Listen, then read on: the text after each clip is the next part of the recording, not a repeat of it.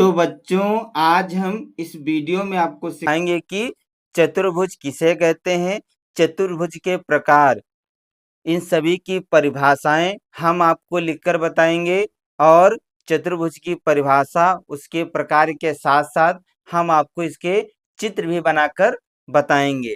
तो इसमें सबसे पहले हम डालेंगे चतुर्भुज की परिभाषा। तो चतुर्भुज की परिभाषा होती है चार भुजाओं से घिरी हुई बंद आकृति को चतुर्भुज कहते हैं। यानी कि चतुर्भुज किसे कहते हैं, तो आप परिभाषा में लिखेंगे चार भुजाओं से घिरी हुई बंद आकृति को चतुर्भुज कहते हैं। चतुर्भुज के चारों कोणों का योगफल 360 अंश होता है। तो हमने आपको बताया कि चतुर्भुज की परिभाषा आप कैसे लिखेंगे, तो आप लिखेंगे चार भुजाओं से घिरी हुई बंद आकृति को चतुर्भुज कहते हैं। चतुर्भुज के चारों कोणों का योग फल 360 अंश होता है। तो ये देखिए हमने चित्र बनाया है चतुर्भुज का, यानी कि चतुर्भुज है हमारा ABCD, ये एक चतुर्भुज है। तो हमने इसकी परिभाषा आपको बताया है कि चार भुजाओं से घिरी हुई बंद आकृति को चतुर्भुज कहते हैं और चतुर्भुज के चारों कोणों का योगफल, चारों कोणों का योगफल कितना होता है, 360 अंश होता है। अब हम डालेंगे चतुर्भुज के प्रकार। इसमें सबसे पहले हम डालेंगे वर्ग। तो इसमें लिखेंगे जिस चतुर्भुज की चारों भुजाएं बराबर होती हैं और चारों कोण 90 अंश के होते हैं उसे वर्ग कहते हैं।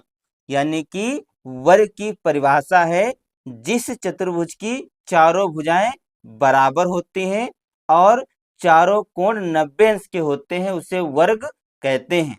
अब हम आपको चित्र में बताते हैं। तो यहाँ पर देखिए हमने वर्ग का चित्र बनाया है। इसमें आप देखिए जो वर्ग है इसकी चारों भुजाएं बराबर हैं और जो प्रत्येक कोण है, जैसे कोण P, कोण Q, कोण R, कोण S, प्रत्येक कोण जो है ये 90 अंश का है।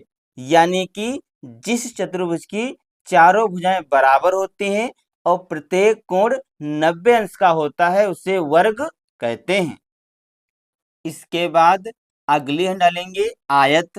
तो आयत की परिभाषा लिखेंगे जिस चतुर्भुज की आमने सामने की भुजाएं बराबर होती हैं और चारों कोण 90 अंश के होते हैं उसे आयत कहते हैं। यानी कि आयत की परिभाषा है जिस चतुर्भुज की आमने सामने की भुजाएं बराबर होती हैं और चारों कोण 90 अंश के होते हैं उसे आयत कहते हैं। अब आपको चित्र के माध्यम से समझाते हैं। तो यहाँ पर देखिए ये आयत का चित्र है। जो आयत है इसमें आमने सामने की भुजा क्या है, बराबर है। आप देखिए जो AB है ये भुजा CD के बराबर होगी और जो AC भुजा है ये BD के बराबर होगी। यानी कि आयत में क्या होता है, आमने सामने की भुजा जो है वो बराबर होती है और जो प्रत्येक कोण होते हैं वो कितने अंश के होते हैं, 90 अंश के होते हैं। अब अगले डालेंगे समांतर चतुर्भुज। इसमें लिखेंगे जिस चतुर्भुज की आमने सामने की भुजाएं समान और समांतर होती हैं उसे समांतर चतुर्भुज कहते हैं। यानी कि जिस चतुर्भुज की आमने सामने की भुजाएं समान और समांतर होती हैं उसे समांतर चतुर्भुज कहते हैं। तो देखिए ये है समांतर चतुर्भुज का चित्र। इसमें देखिए जो ये चतुर्भुज इसमें आमने सामने की भुजा क्या है, समान है और समांतर है। जो ये चतुर्भुज PQRS हमने समांतर चतुर्भुज बनाया है इसमें आमने सामने की भुजा क्या है, समान है और समांतर है, इसलिए इसे हम कहते हैं समांतर चतुर्भुज।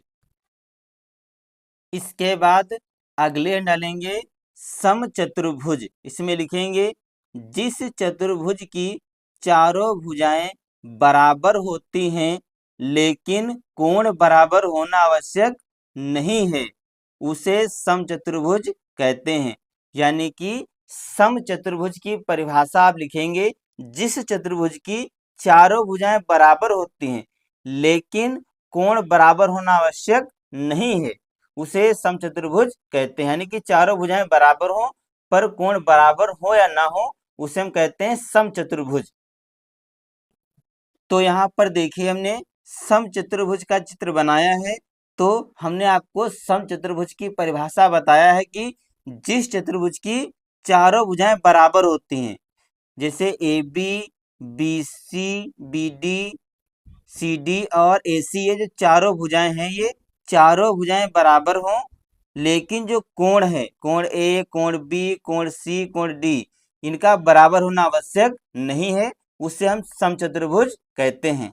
सम मतलब समान, जिसकी चारों भुजाएं समान हो, कोण बराबर हो या ना हो, उसे हम समचतुर्भुज कहते हैं। फिर अगले डालेंगे समलंब चतुर्भुज। इसमें लिखेंगे जिस चतुर्भुज की केवल एक जोड़ी भुजाएं समांतर होती हैं उसे समलंब चतुर्भुज कहते हैं। यानी कि जिस चतुर्भुज की केवल एक जोड़ी भुजाएं समांतर होती हैं उसे समलंब चतुर्भुज कहते हैं। तो यहाँ पर देखिए हमने ए बी सी डी एक समलंब चतुर्भुज का चित्र बनाया है। तो हमने अभी आपको बताया कि समलंब चतुर्भुज कहते किसे हैं। तो हमने परिभाषा में आपको बताया कि जिस चतुर्भुज की केवल एक जोड़ी भुजाएं समांतर होती हैं। तो इसमें देखिए जो ए बी है ये सी डी के समांतर तो है नहीं, और जो ए सी है ये बी डी के समांतर है। तो इसमें क्या है कि जिस चतुर्भुज की केवल एक जोड़ी भुजाएं समांतर हों उसे समलंब चतुर्भुज कहते हैं। अब अगले डालेंगे पतंगाकार चतुर्भुज। इसमें लिखेंगे जिस चतुर्भुज की दो दो पास वाली भुजाएं बराबर होती हैं उसे पतंगाकार चतुर्भुज कहते हैं। यानी कि पतंगाकार चतुर्भुज की परिभाषा है जिस चतुर्भुज की दो दो पास वाली भुजाएं बराबर होती हैं उसे पतंगाकार चतुर्भुज कहते हैं।